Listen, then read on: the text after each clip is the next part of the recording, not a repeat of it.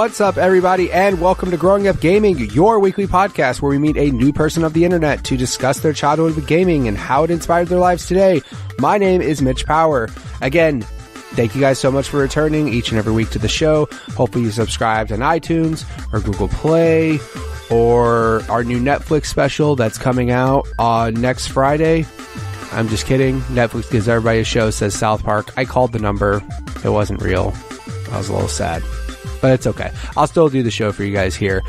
This week on the show, we have our guest. His name is Zach Dalton. I met this man on the Comedy Button Facebook group.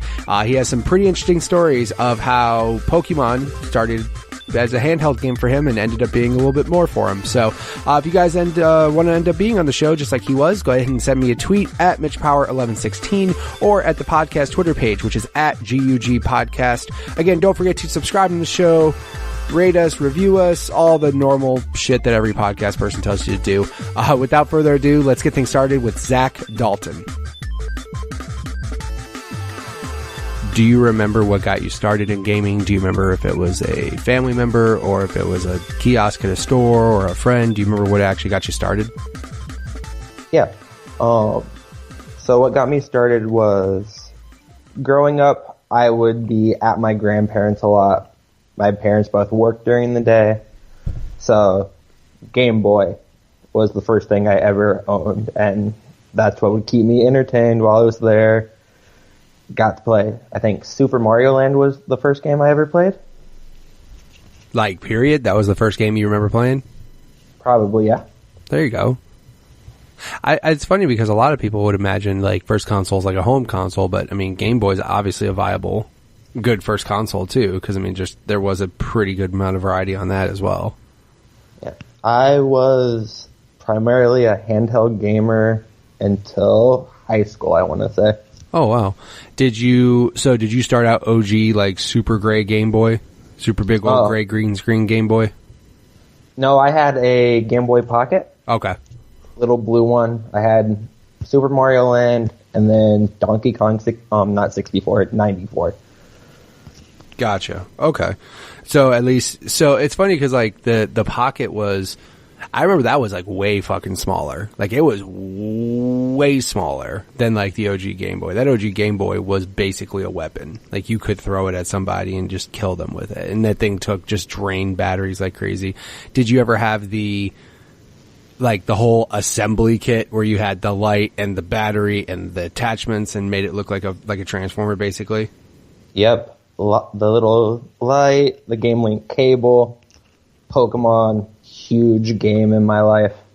That's literally what I spent my childhood playing. Yeah, right. Yeah, I mean, Pokemon did you ever, so obviously playing, handheld, you kind of took it everywhere with you. Did you ever meet anybody out in the wild who was playing games with you, or did you ever, not with you, I mean, did you ever notice other kids playing, like, oh, hey, what are you playing? Did you ever do anything like that? Yeah, like, I'm 24, so I grew up in that age where Pokemon first hit, so everyone with a Game Boy had it. That's what my friends and I would do in the neighborhood. My cousins, my sister and I just play Pokemon together. Gotcha. And then, so, did you ever, because I was really big into Pokemon as well, like, I did the games at first, and then did you ever get into the card game and the cartoon and everything else like everybody else did?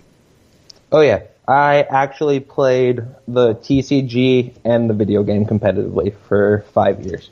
Oh, nice. That's cool. So did you do, now competitively, did you do like citywide, statewide, nationwide, like did you do those types of tournaments like for the game and the card game? Yeah. My best finish in the card game, not so good.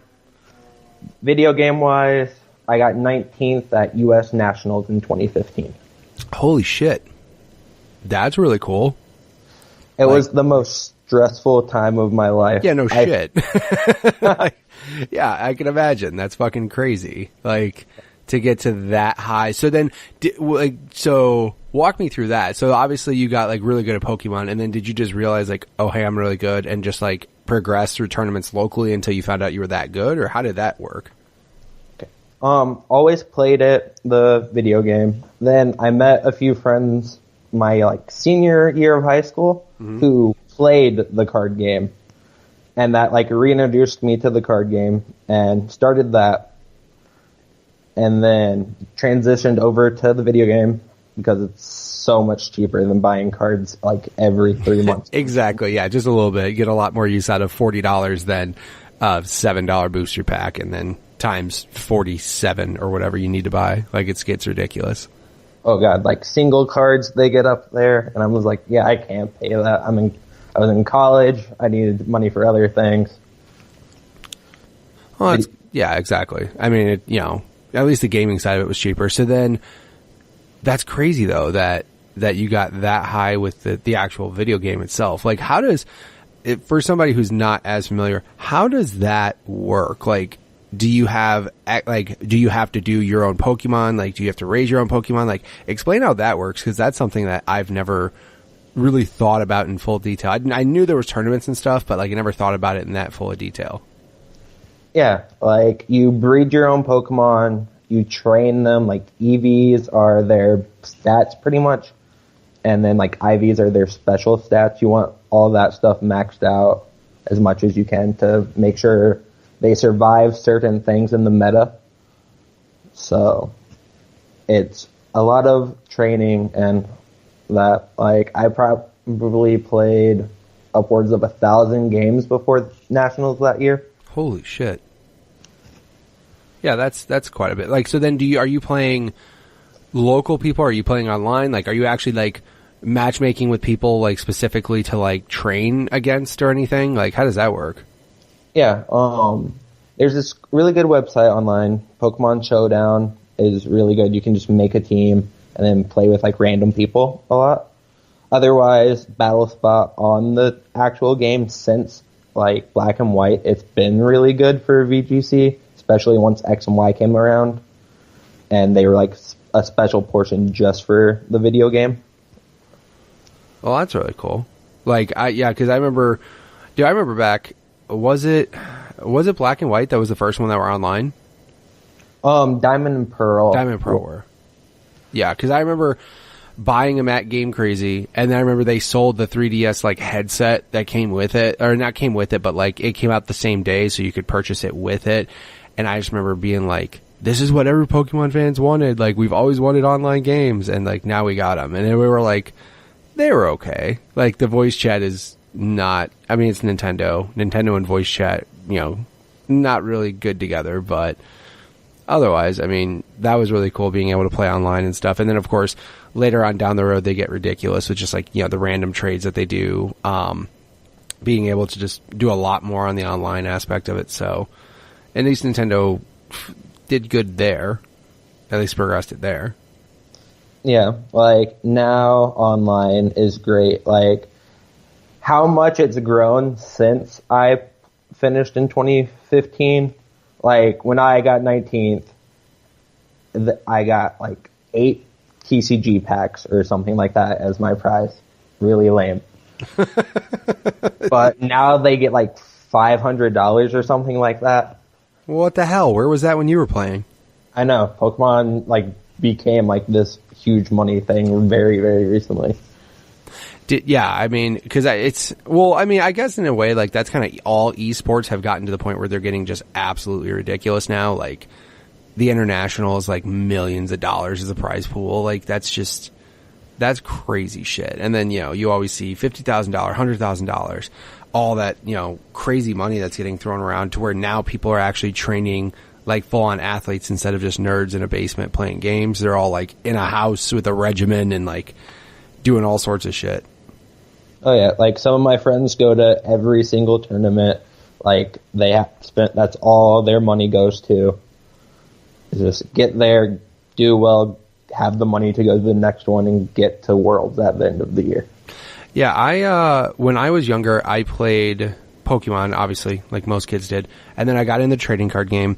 I actually worked at a comic book shop, which has now since changed names, but the name of the place was Tomorrow is Yesterday, is the name of the shop. And it was a comic book shop that had like a card room for people playing Magic and stuff. But they actually ran full on like Pokemon tournament, like, and Pokemon League. So it was like sanctioned by Wizards of the Coast at the time, where they had like badges and shit. Like if you played long enough, you got these badges, and they looked just like the badges from Red and Blue. Like I think I still have some somewhere in like a drawer or something, but like it was crazy because they were actually full on badges, and you had this book you could have, so it looked just like Red and Blue did.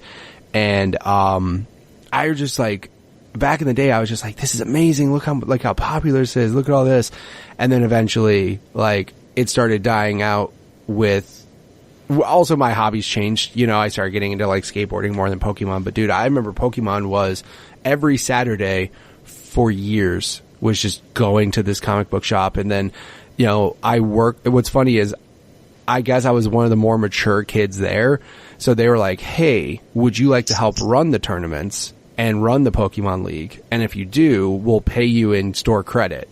Which I, of course, was like, absolutely, that sounds great. Obviously, it was super illegal because they were making a kid work for store credit. However, I was cool with it. I was like, yeah, sure, why not? And of course, they were like, yeah, why don't you shut the hell up about saying stuff? Because, you know, obviously they didn't want, you know, people getting the hints of shit that were happening, so. Understandably. Yeah, exactly. But that was, and also what was cool too, though, is like in between matches, like the tournaments were in the morning and then afternoon was like the Pokemon League, but like during the day you would have kids trading and, you know, link cabling before all the awesome wireless technology was available, link cabling up and shit. Like, dude, those were super, super fun times. And this is going to be completely random. Have you ever been or heard of Maryland? Like the website, or do you know a guy who's worked in the Pokemon tournaments named Devin? I have met him before, yes. Devin and I used to play at the same card shop in Illinois. No, really? Yeah, I actually know Devin. I've known Devin since I was like 10 or something. Devin, Dustin, his brother, and his mom, Camille, all used to go to this, the same shop I used to go to, and they were there. And then eventually Camille started working for the comic book shop, running the shit, as did I. And yeah, it's really, as soon as you started talking about Pokemon and going to nationals, I'm like, I wonder if he knows Devin. And it's so funny that you do, because that guy has made money off of the Pokemon. You know, like that's his like. I haven't talked to him on a regular basis anymore. I'll catch up with him around Pokemon stuff, but like. That dude made money off of Pokemon. You know what I mean? Like, that was his job. And I'm like, good for you, man. Like, you took a hobby that you loved and you made it, you know, money off of it. So, good for you, man.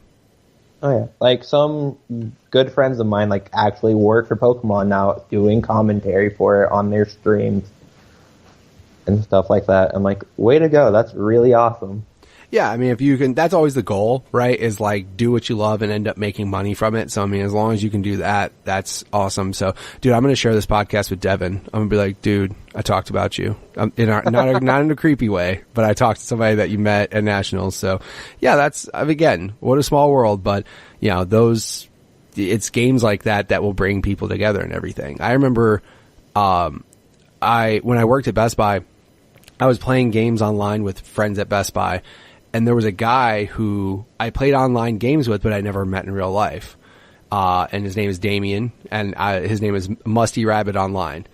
And I was playing shooters with him and all this shit, and we'd be in party chat and just talking and all this stuff.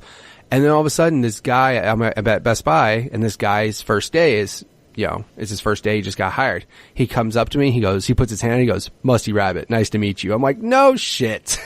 Like, that's awesome. I've met you, I've known you for a while, and I finally got to meet you in person. That's really cool. And I think it's funny when games bring people together in that way, because it's like, if he told me his name was Damien, I didn't know who the hell Damien was. I'm like, who? I know you? And he's just like, oh, Musty Rabbit. I'm like, oh, yeah, I know you.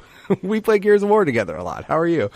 So, yeah, so then obviously, are you still into it as much as you were? Like, now I don't really have the time for it. I have a job that makes me work on weekends, so I don't get to travel as much.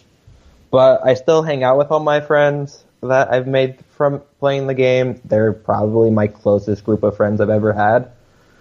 And, like, they still play, so I help them practice and stuff like that all the time. Dude, that's awesome. That's super cool. I mean, and like I said, that's also really cool that you have those, like, buddies that will be lifelong friends that you met through playing a video game or card game, which came from video game, whatever you want to say. Like, that's super awesome. Like, and I mean, it's funny too. Do you still, so if we go back to, obviously you were a Game Boy, so did you kind of just stick with the portable consoles going forward then? Did you just kind of like, because of just you being into Pokemon and all that, did you just kind of continue on the console, like Advance, going down the line?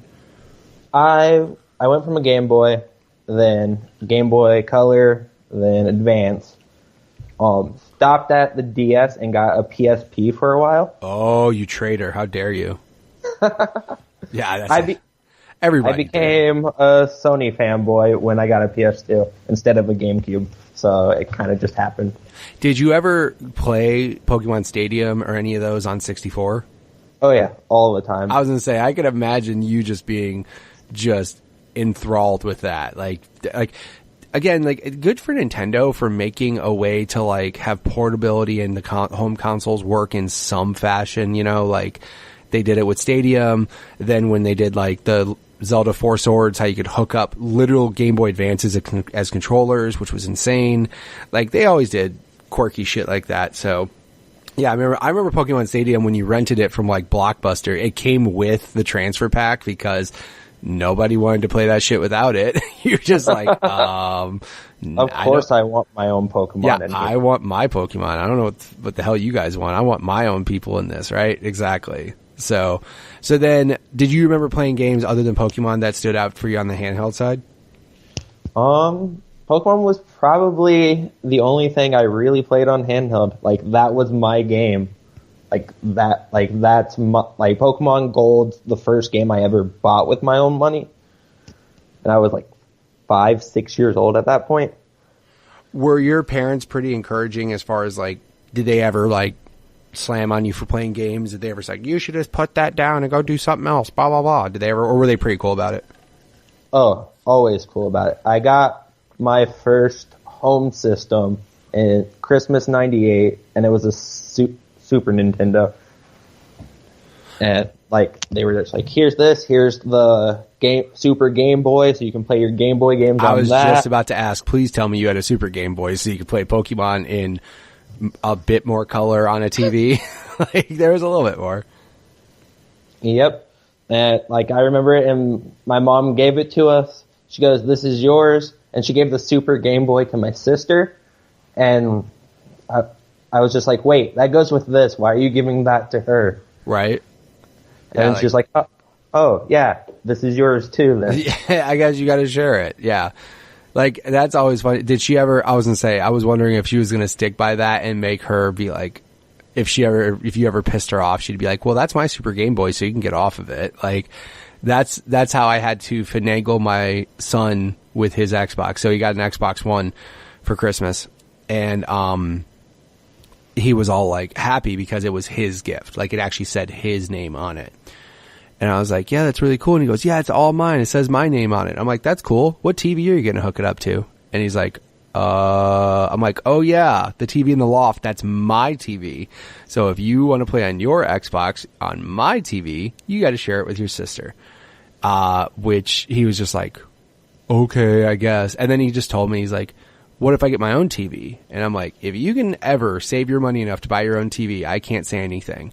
And then that backfired hard when he did. I was like, shit, that's not good. He's like, Dad, I got my own TV now. I'm like, you do? And he goes, so I can take my Xbox in my room now. And I'm like, yeah, I did say that, didn't I? Shit. All right. We'll figure it out.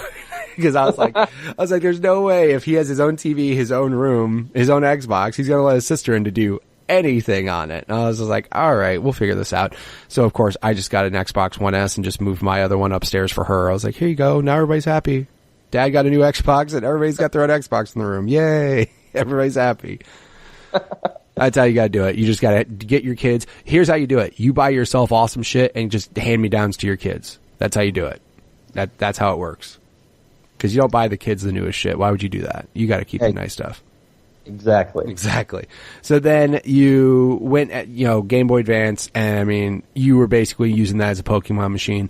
And then you jumped boats and you went to PSP. What made you do that?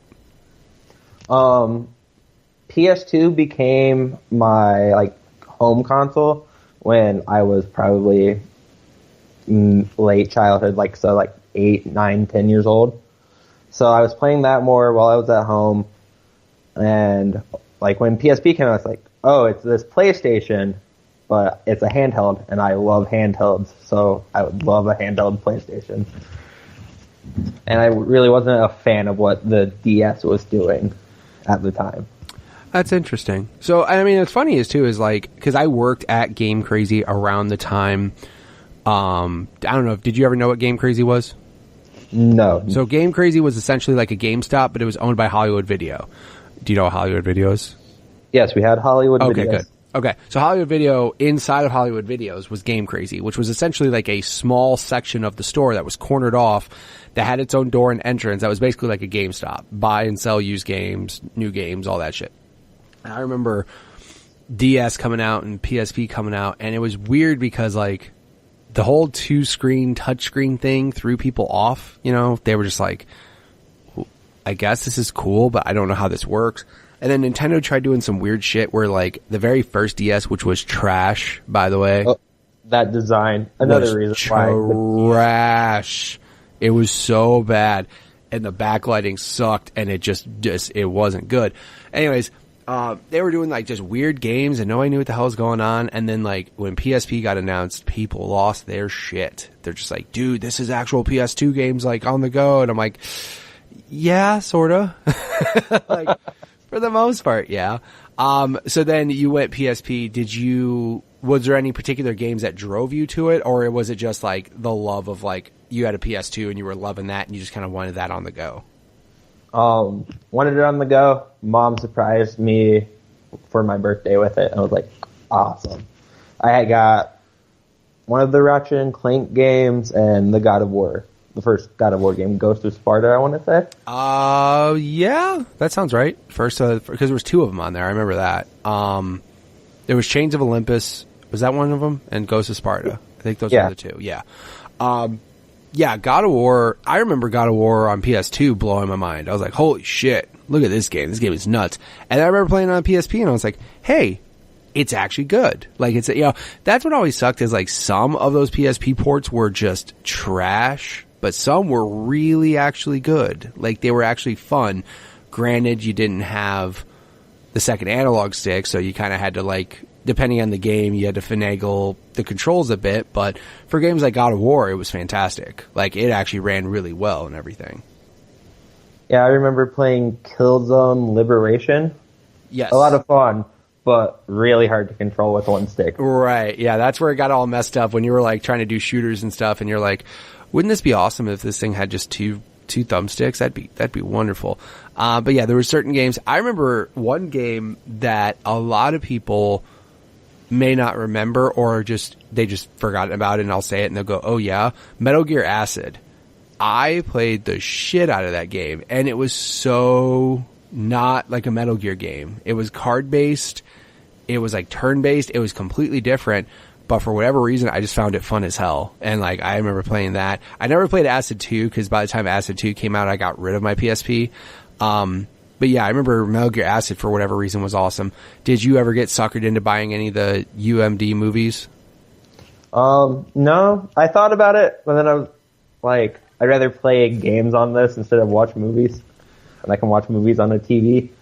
Right, exactly. I remember the only thing that was cool about it was like, I ordered, like, working at a place like GameStop or Game Crazy or any of those video game stores, the one good thing that we did, which every GameStop will say they don't do, but they know they do, is a customer will come in and go, hey, I want to trade this in. You find out they can trade it in for $60 and you give them $60 cash and keep it. It happened a lot. And my brother-in-law, like, who was the manager at the time, he was like, yeah, I want you doing this because I want you to be able to talk about these games and stuff. So if a game comes in and you want it, buy it. And then worst case scenario, when you're done with it, you can just trade it in and get store credit just like that guy was going to. I'm like, that's a very good point. I'll just do that from now on. I remember getting Guitar Hero, like the first Guitar Hero for like $20. I was like, this is amazing. But the PSP, that's how I ended up getting it, is a guy got it and he bought like the day one thing that had like the slip sleeve with it. It had Spider-Man 2 on UMD, and like he bought all these games. And I remember getting that, and I remember watching Spider-Man on it. I'm like, oh my God, this is so much better than like a phone, because phones at the time weren't smartphones. They didn't play video well at all. I was like, this is amazing. But then I was like, I remember also 1 gig memory cards costing $100. Like, they were so fucking ridiculously expensive, but people were buying them so they could just store movies on them and do all that shit. Like, there was always that software too. You had to go find like, what software can I take DVDs and rip them and make them video files? Like, there was just so much shit back then. But that was like that first true multimedia machine that actually had a good screen, and it was like a good machine. Like, I remember that a lot. Oh yeah. Like, I remember ripping and putting like YouTube videos I found that was super funny and sharing them with my friends through that. Right. Yeah, like there was that too. Did you do what everybody else and their mother did? Did you actually like mod yours and play all the old shit on it as well? I did that like a few years ago. Never like when I didn't really think of it as a kid to do that. I remember there was people coming in, and this was the worst thing as a game store employee, because a company doesn't make money on consoles. Like, no store sells consoles at a profit. Like, you know what I mean? They buy them for whatever they sell them for. So they rely on games and accessories and memory cards and blah, blah, blah to make their money back. I remember people coming in straight getting a PSP, and that's it. And because it would come with like a basic ass memory card, and they were like, oh no, this is all I need, I'm good. And I would get so pissed because I knew the only reason why they bought it was to mod it and play fucking Nintendo and Super Nintendo shit on it, which at the time, it's funny because I bet Sony didn't give a shit because they were selling a lot of PSPs. They'd always try to stop it, but then there would be a fix for that update like a week later just to get your shit back. Like, it was crazy, dude. I remember so many people modding them when I was around, at least around me, there was a lot of people modding them. And then they pretty much made the Vita unhackable. Yeah, and then they were like, fuck this thing. Yeah, like, so we can continue down that road. So then you skipped DS, went to PSP. Did you go to 3DS then after, or did you actually get a Vita? I eventually got a DS Lite when Heart Gold and Soul Silver came out. So what a shocker. Pokemon brought you back. Yep.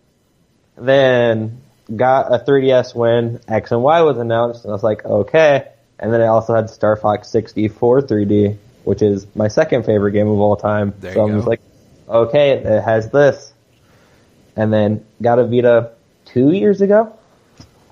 Yeah, so, yeah, I mean, so you didn't get the Vita at launch, so did you just kind of pick it up on a whim, or were you just like, was somebody selling one, or you're like, no, I want to get a Vita and enjoy the games on it? I started listening to a lot of podcasts and stuff like that. So you heard Greg Miller and Colin Moriarty not shutting up about it? Me too. Yep. And I was like, okay, I'll go on eBay. I have a bunch of expendable income, and I bought one for like $70. Right. And then I was like, cool, first game, Persona 4. Like, cool, I'm set for like 100 hours. Right.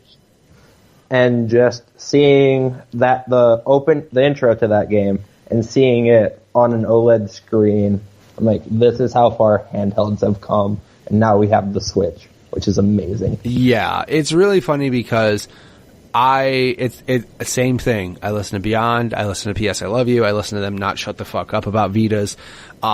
I think Sony owes them some money because I swear to God, they have sold Vitas better than Sony has. Like, them just talking about it, they put in more marketing than Sony has ever for the Vita. So I like, my Vita was the same thing. Like, I ended up getting my Vita secondhand on like Facebook, one of the marketplace things or whatever. Some guy was selling that, Call of Duty, and like I can't remember what size memory card. It wasn't like a really big memory card, it's just like a basic memory card for like $60. And I'm like, yeah, I could at least get this and see what the hoopla is all about or whatever. And then I remember, like, I just threw it out there. I was like, dude, I only got $40. Is that cool? And he's like, I didn't dick him. Like, I didn't tell him I had 60 and then like showed up with only 40 because that's an asshole thing to do. I like messaged him just saying like, let's see what happens. And I messaged him and I'm just like, hey, would you do 40? All I can get's 40. And he's like, yeah, no problem, man. I'm like, all right, cool. So I ended up getting that.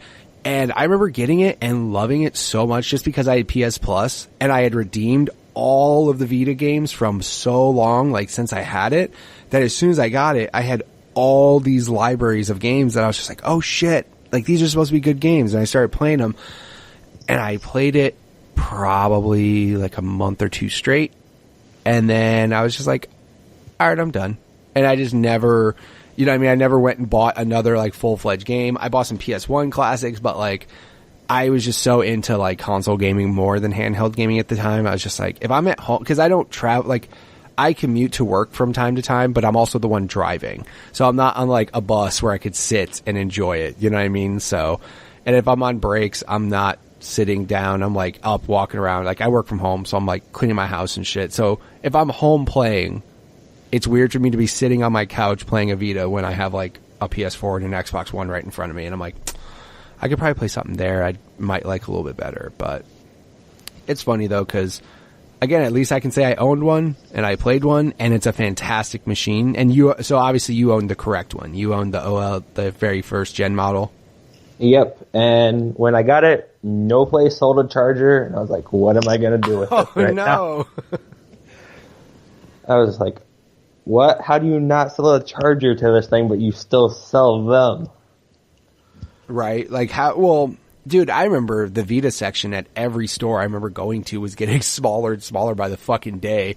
Like I remember going to Best Buy and they kind of merged a PSVR / Vita section. So there was like one little 4-foot section that had like, I'm not kidding you, like 2 or 3 Vita games, a random ass screen protector for the Vita, and then it was all the VR shit. I'm like, this is sad. Like they don't even sell them in Best Buys really anymore. It's like really depressing. I think honestly, the only place you can go probably buy one is probably GameStop, like new. Unless you go obviously Amazon or like straight to Sony or whatever. But like, I think if you go to GameStop, that might be your only option to buy a Vita nowadays.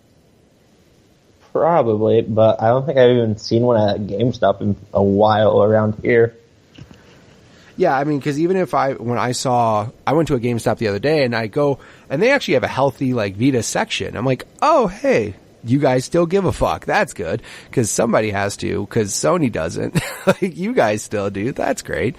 So then you had a Vita, but you still were rocking 3DS. So then as far as the home consoles go, you said you got a PS2 and then that kind of hooked you. Did you just continue down the Sony route and everything? Did you ever end up getting a Wii or Xbox or anything else? With my consoles, I've never gotten the one I wanted when I get it the first time. Like when I had an N64, I asked for a GameCube, got the PS2. When PS3 came out, asked for a PS3, got a 360. And that's just like ironic. It's just like, Mom, I want a PlayStation 3. And then she heard 360 ? Like she's at the store like, fuck, which one did he want? Oh my God. So that I would have just figured it out and been like, you know what? I want a 360, Mom. So give me the fucking PS3 then. So obviously, well, at least you had more, experience not just in the handheld side, but I think it's awesome that a lot of your gaming happened on handheld because most of the time the handheld is like your secondary, you know what I mean? Or your travel buddy or your, especially when you're a kid and your parents like, oh, we got to take a trip. It's like 3 hours long. You're like, I have batteries. We're good. Like, I don't need, whatever. I'm good. I don't need to worry about anything. Or unless we have a car charger, it's even better. You're like, I don't care. Take 5 hours. I got this shit. I can keep myself busy. Yeah, as a kid, always like staying somewhere else that wasn't my house. So handheld gaming was like that thing. Yeah, I can imagine that being pretty awesome. Because I mean, when you're mostly a console gamer, it's not like you could convince your parents, "Hey, let me bring my Genesis with me, or let me bring my 64 with me." They'd be like, "No, you keep that shit at home. We're not going to hook it up to some random stranger's TV at their house." as much as I wanted to. I was like, let me just bring my PlayStation, please. And they're like, no, keep it home. So, and then of course Sony had to come out with that portable PlayStation 1 that had the screen attached to it. And I was like, that was like the envy of everything. I was like, I just want that. I'll put it in my backpack. I'll take it to school, which was obviously not a good idea, but that was the whole, thanks Sony for marketing that. You know what I mean? Yeah. Like my game, I didn't start getting like actual games that I wanted to play that were like really narrative based or anything like that until probably I got the 360. Like all my N64, Super Nintendo, and PS2 games were like kind of party games or games that I could just play for fun. Right. And then so when 360, what games got you like more story based? What were the games that cooked you there? Halo 3 and Gears of War were the first two games I got for it. Good for you. I'm a really big Halo and Gears fan, so that's why I was like, oh, those two sound like wonderful games. First two games I got for it, fell in love with both of them. Played all of the Gears of War games. Played Halo 3 all the time with my friends online. Yeah. Up until Halo 5, that was the one I think that everybody played, because like 3 was amazing, ODST was cool, Reach was cool, 4, the multiplayer was trash. Like, it just wasn't, it didn't feel as much like Halo, and then 5 is fucking phenomenal. Like, 5 is so good. 5 is real good. I only played it once, don't have a Xbox One. So. God damn it. It's do me a favor. Tell your mom you want a PS4 so she can get you an Xbox One, and then just do that. Just go play some Halo. No, it's yeah, like they I don't know, it's weird that happens. And like same thing with Gears 1, 2 and 3 phenomenal. Judgment had a really cool mode, but overall that game was like so far different. But also it wasn't made by the same studio. And then Gears 4 is fucking awesome. Like, it's really good. Like, story of Gears 4, quite good. And yeah, if you saw my room right now, you'd be like, yeah, I can tell you like Halo because you have the fucking Gears statues and the Halo statues and all that shit. So as soon as you said Gears and Halo, my ears perked up. I was like, oh, somebody likes something I do too. Good for you. So then, like, did you ever get into the whole online? So obviously you played Halo 3. Did you ever get into the Call of Duties and like get on the hype train that everybody else did with all the online shooters? Yeah, grew up in that. Like I said, I'm the age that grows up with these kind of stuff. So Halo 3 to Modern Warfare 1 and 2, those were really big. Like, that's what all my friends were playing in high school. So yeah, Call of Duty Modern Warfare 1 kicked the face of everybody in the games industry. People were just like, what the hell is this? Like, this is really good. Like, really, really good. I remember my buddy at Best Buy won it on a contest, but didn't have a 360. And he's just like, he's like, here you go. And just gave it to me. I was like, well, you're my new best friend for a month. Thank you. You're fucking coolest. And yeah, he had a PS3 and he's just like, yeah, I don't have a 360. I won this from Microsoft. Here you go. I was like, aw, you're so nice. I think because I was working at Best Buy, I was one of the only people that had a 360. Everybody else for some reason was into PS3 and I was like, you guys are fucking up, but I'll enjoy my 360. I'm fine. But yeah, everybody played Modern Warfare and then 2 and, I think the only one I ever skipped. Did you ever play World at War? Because that's the one I straight just skipped. For whatever reason, I just didn't want to go backwards in time after playing Modern Warfare. That's the one I skipped too. Yeah. Like, it's just, I don't know. It's funny because now there's those trends in gaming where in PS2 era, it was Vietnam and World War II, and everybody said, fuck that. And then they went Modern Warfare. And then everybody went modern gaming. Then everybody went future. And now we're sick and tired of future shit. So now we're going back. World War I, World War II. So I think that'll just be the trend. Like, we'll just, eventually just continue to do that. So it's really strange how that happens, but whatever. I don't have plans to get Call of Duty World War II. I played the beta for it and I was just like, I am just officially done with Call of Duty.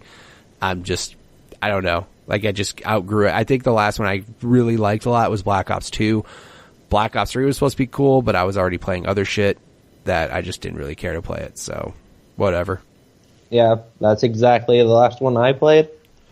Like, Modern Warfare 2 was my favorite. I think when it first came out, my cousin and I stayed up for 84 hours straight playing that game. Jesus. Did you do a bunch of blow before you did that? Like, Jesus Christ, dude. How you stayed up for 84 hours? It was like Thanksgiving break, and I was just like, okay, you want to stay at my house this weekend? We got the approval from our parents, and we just played the game all weekend. Nice. But I mean, it doesn't mean you can sleep. You can get some sleep.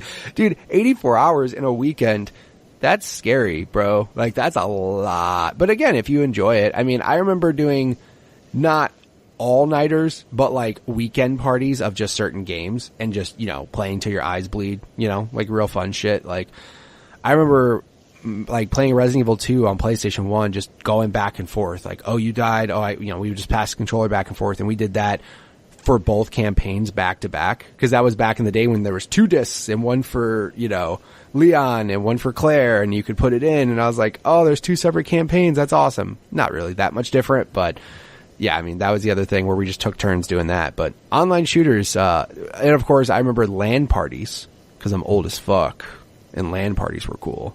But that was more an OG Xbox thing rather than like PS2. They had some games that were network, like System Link, but they never emphasized it like Xbox did. Xbox was like, no, we want you hooking up 16 Xboxes and going nuts. Oh yeah, I remember getting the wireless adapter for a PS2. I'm like, I don't know what this is or how to work this on a PS2. Yeah, well, it's funny because PS2 had good shooters as well. Like, there was SOCOM that a lot of people fucking love SOCOM. Like, a lot of people like SOCOM. But I just felt like they weren't emphasizing it as much as Xbox was because Xbox had that shit built in. You didn't have to buy an adapter and it had a hard drive. And, like, they were just like, no, this is what we're doing. Like, this is how we're doing this going forward. And they grabbed that shit by the balls and just, like, ran with it. And I still, like, granted, for the most part, it's caught up. PS4 Online is pretty good now. But honestly, like, Xbox Live, there's still shit that I just love about it. And I don't know if Sony will ever catch up to some of the shit that Xbox is doing. Like, they're doing now more shit. Like, the looking for group thing is phenomenal.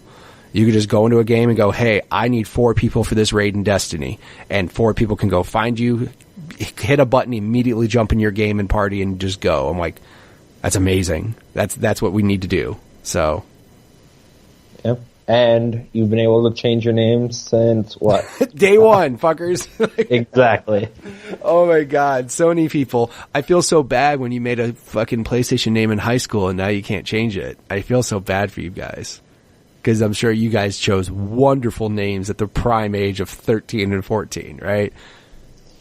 I chose mine. It was my campaign slogan for something in high school. It's still my Twitter handle and everything. It's Infro We Trust.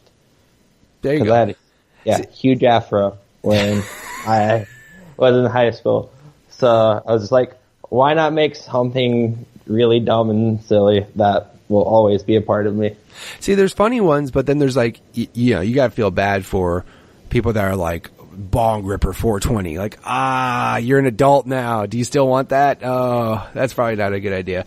My two favorite ones that were play on words, my friend's name is Reed, and his name is Reed-diculous. And I'm like, of course it is. Like, you just gotta throw that in there. My other friend, his name is Drew, and he's Jewish, so his name is Drewish, and I thought that was fucking hilarious. Like, yes, that is perfect, because you can't, what are you going to do? It's your name and you're Jewish. It's perfect. It literally fits you perfectly. And of course, that's not something that's super common where people just snatch that up. So that's pretty much everything of his. So I always thought that was really funny too. So then nowadays, what are you playing? Cause I remember you mentioned Switch and how you love it. So mostly are you PS4 and Switch now? Yep. Have them both. Switch, been into Mario, obviously. It's really good. Yes, I concur. Like, Mario's fantastic. Are you one of those people that like uses your Switch as like your secondary console in a way? Like, you use PS4 for everything and then like Switch is like your secondary thing? Yep. Switch was Mario, Zelda, Sonic Mania, and that's been it for that. PS4's everything else. Yeah. I mean, that's how I'm kind of feeling too. Like, if you look at my Switch games, it's Zelda, Mario Kart, Splatoon, Mario Odyssey. Like, And that's pretty much what it's going to be. Like, I have an Xbox One X, I have a PS4, and the Switch, obviously, I'll still play stuff. But, yeah, I mean, that's the one thing I don't feel like... I'm not saying I don't want to support Nintendo, and, like, I love the fact that Nintendo's getting games like Doom and Wolfenstein and Skyrim, like, good for Bethesda specifically, to make games that are not just childish Mario games, you know, like, or, you know, kid-friendly games. They're like, no, this is fucking Wolfenstein's going to be on this system, which is amazing. Like, that was a crazy-ass announcement, by the way. I was like, holy shit. Like, what? Wolfenstein and Doom are going to be on this thing? And my friend apparently said Doom wasn't garbage. Like, he said it was decent. And I'm like, oh, that's surprising. But again, the thing with me is because I have a Switch, but I rarely use it in tablet mode or like portable mode. I usually have it hooked up to my TV. So I just kind of treat it as a home console. So I opposite. It's more portable. It's just portable all day long. All day long. Also don't have a Pro controller. So I know. So when I want to play on TV, I'm like, do I really want to use the grip? It's not a good controller that way. So what you need to do is ask your mom for Christmas for an Xbox One controller, and then she'll get you a Pro controller. That's what you need to do. Dude, no, like, it's funny because I just recently, I played Mario Odyssey completely on my TV. I have a Pro controller. It is literally the best accessory you could buy for your Switch ever. It's fantastic. It's so good. Ridiculously overpriced and expensive for what it is, but it's really good. So, and Nintendo knows they can sell it for $100 and people won't give a fuck and they'll buy it. So, you know what I mean? But I remember playing on the Pro controller the entire game. Now, the only thing that sucks with Mario is there's a lot of motion shit that's encouraged. Not required, but encouraged. So I'm sitting there playing with it, and, like, you can flick the controller to spin Mario's hat around him and stuff. And that was all fun and dandy. And I was like, oh, and I beat the whole game, and I was like, awesome. And then I went into the office. I finally went into the office, and I brought the Switch with me to play at the office. And I was trying to play it and doing the motion shit while holding the system. And I'm like, I can't do this. I was like fucking up left and right. And I'm just like, I can't. I tried putting the kickstand out and playing with the separate Joy-Cons and doing it. And I'm like, I'm ruined. I had a Pro controller. I can't play this shit in portable mode now. It's so bad. I hate it. Every time it's like, oh, shake the Joy-Con. I'm like, no, please, no. Right. Like, it's just, yeah, the Joy, I don't know, man. Like, I'm not going to shit on them for doing motion because, again, yes, you can play the game without motion. But that whole hat spinning maneuver around your body is so goddamn necessary at times. I'm like, if you don't do that move on some bosses, it's like, man, it'd be really better to have that instead of just throwing the hat in front of you all day long. But I do like how some of it was incorporated, you know, like how you throw and hold it out and then you could, like, wiggle it to, like, you know, home in on something. I thought that was cool. But just trying to do that shit while the Joy-Cons are attached to the console isn't really fun, like, at all. Like, I couldn't do it. Just they're shaking the console and it's like, why? Yeah, I'm shaking a console and I'm spinning a console in my hand. This $300 piece of machinery could fly out of my hand any second. There's no, like, guard while it's in, like, handheld mode, so I'll drop the damn thing doing a spin. Like, that's just what I want to do, right? Yeah, dude, Pro controller. Yeah, Pro controller is pretty amazing. Like, and the best thing in the world is, and I don't get how Nintendo makes this so well, their battery life on their controllers is ridiculous. Like, it's scary how good it is. Like, they will say lasts up to like 45 hours, and the shit does. Like, it just does. It lasts so long. And I wish Nintendo would maybe slow down on battery technology and work on an online infrastructure just slightly, you know, maybe give it more of an effort than something from 2001. But yeah, it's just, you know what I mean? It's just the Pro controller though. Good investment. Maybe pick one up. I'm sure somebody will have it on sale for something. I don't know. Maybe not. Hopefully. Any games that your multiplayer games that you're playing now specifically, like any online stuff? Not on Switch. I play Fortnite from time to time on PS4. Right. That's been a lot of fun, but Horizon sucked me back in with DLC this week. Fucking Horizon. Do you need the game to play the DLC? Yes. Fuck. It's like $20 right now. I know, but here's here's what upsets me, right? I played Horizon, and it's hard for me to say what's game of the year. However, even with Zelda being out, Horizon was my game of the year. Like, I loved Horizon. And the only reason why I said Horizon was better than Zelda is because I went in expecting Zelda to be fucking incredible. And everyone did. And it was, right? So your expectations were up there, and it met them. So I was like, good. Horizon, I didn't have those types of expectations. I knew it was supposed to be good. And I'm like, I heard this game is good. Let's see how it is. And I was so blown away by how much better it was than I thought it was. That's what made me think it was my game of the year. Just because of the story, the graphics. Dude, the fucking graphics. Oh my God. Like, that is one of the prettiest games I've ever seen in my life. After jumping back into it, I'm like, this game is amazing. Yes, it's so good. And the story of it was so good. And I mean, again, everybody just thinks robot dinosaurs. How does that work? And then when you you play the game and you hear the story, and I'm like, holy shit, this is awesome. Like, this is so good. And then the only thing that upset me was every other Sony first party expansion has always been standalone. Infamous First Light, Lost Odyssey or Lost Legacy for Uncharted, Left Behind. All of these are separate play-logs, except for fucking Horizon, where they're like, nope, gotta have the game for it. I'm like, hey, assholes, you have done so many expansions for your last first-party games that don't need the original game. Why'd you have to do it to me this time? Because as soon as I beat Horizon, I was thinking about doing the platinum for it, and then I saw how much more shit I had to do, and I was like, I have other games to play, I can't do this. So I traded it in, and I was quite sad to find out that it's not standalone, and I was like, I'll figure this out. I'll borrow my friend's copy just so I can play the DLC. But yeah, that was one I was, like I said, Sony, why you gotta do that, man? Every other expansion standalone, I would have gladly paid you $20 for standalone. It would have been great, but nope. You gotta and now they have, of course, their quote unquote Game of the Year edition. You know, that's just the complete version with the DLC, which good for developers to do that shit because it just makes people want to wait until everything's out. That's how, like, I waited for Resident Evil 7. Like, everybody said Resident Evil 7 was awesome. I had other shit to play at the time, and I was like, there's DLC for this game, right? I'm sure some edition will come out. Now, Gold Edition's going to be out, and it has all the shit with it. I'm like, I'll just pick that up when it's on sale for something, you know what I mean?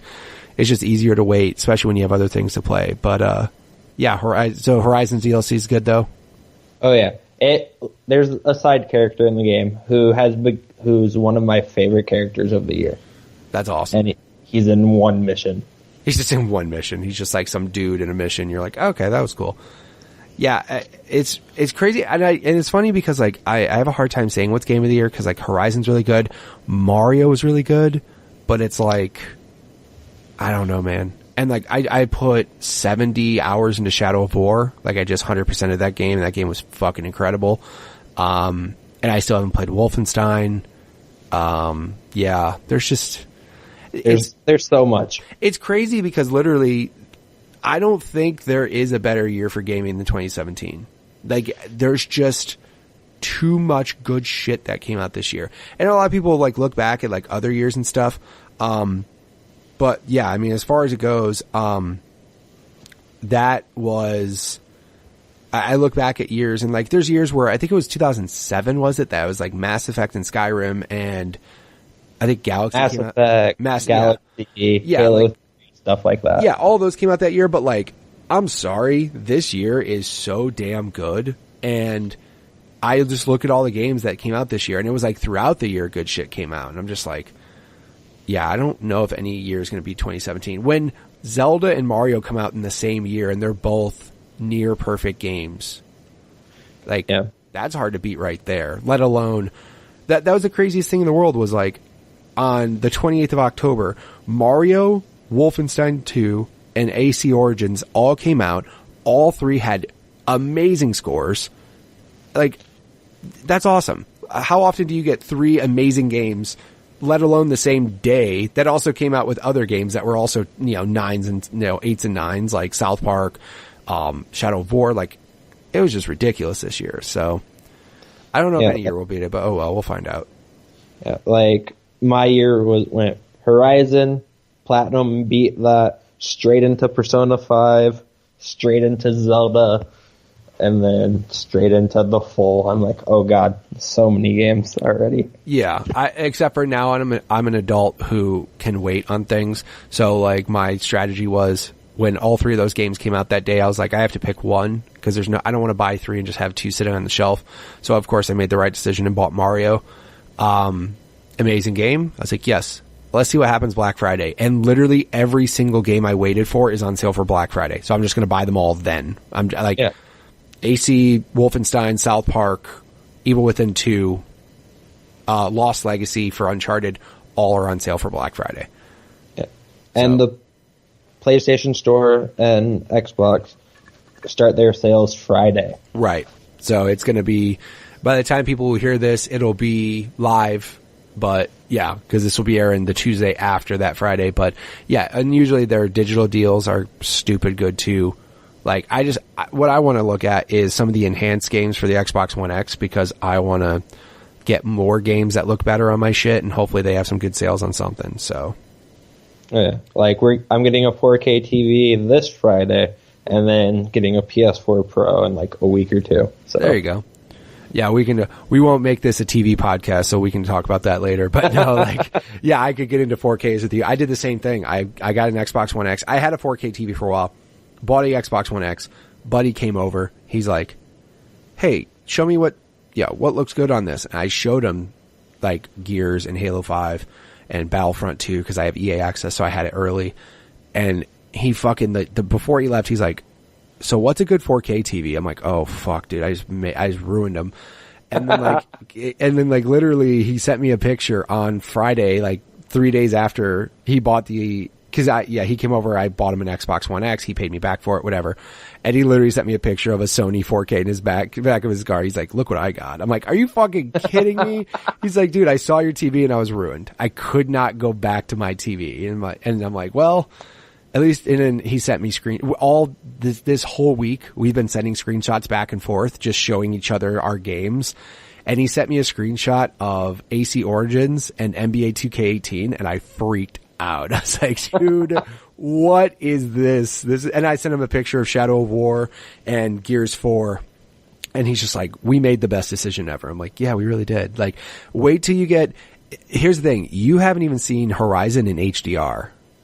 I know. I'm so excited. Your head's going to explode. You're not even going to be able to understand how good it looks. Because I don't have a PS4 Pro, but the original PS4, they upgraded to like a fake-ish, pseudo-better HDR. And in HDR, you don't get it. Like, it's going to look ridiculous. You're going to freak out. So, can't wait for that. If people wanted to play any games online with you or anything, where would they go on PlayStation? Like I said, it's info we trust, and there's underscores between every word. Okay, and then, of course, I will have links in the show notes for everybody who wants to check him out on there. Also, too, maybe he'll send me his Nintendo friend code, because Nintendo's stupid, and they still have friend codes. Knock that shit off, Nintendo. You know what's funny is, like, people know off the top of their head their gamer tag, and I'm like, what's your friend code? They're like, shit, I don't know. How do I find that out? Like, they don't even know where to go. They're like, I gotta go find it. Hold on. Nobody knows it. Because, again, Nintendo hasn't made it easy yet, so we'll figure it out, though. And it's different for everything. Yeah. You remember, what's funny? I remember back in, like, PS2 days when that was something, yet it's 2017. The fuck, Nintendo, get your shit together, please. I would appreciate it. Everybody needs to know not just different friend codes, maybe one gamer tag. I don't know. Xbox did it. Xbox did that shit way back in the day. Come on, people. Oh, well. Well, again, dude, thank you so much for being on the show. Thank you for sharing all of your stories with us. And I really appreciate you being on the show. Thank you so much for having me, man. All right. And again, thank you, Zach, for being on the show. Again, if you guys want to check him out on PlayStation, I also have his Nintendo friend code in the show notes. So if you guys want to check him out, I'm sure you can get his friend code. And I'm sure when that Pokemon Switch game comes out, he'll just probably whoop the shit out of all of you guys. Or I would say everybody, at least for 16 people. So I think he plays 17th is what I remember. Either way, if you guys want to check him out on any of those platforms, definitely do so. Again, if you guys want to be on the show, share your stories just like he did, go ahead and send me a tweet at GUG Podcast on Twitter or at my personal Twitter, which is at MitchPower1116. Again, thank you guys so much for returning each and every week to the show. Subscribe on iTunes, Google Play, share it with a buddy. hopefully you guys enjoy it each and every week. And again, I can only thank you guys for listening, and I will catch you guys next week. See ya.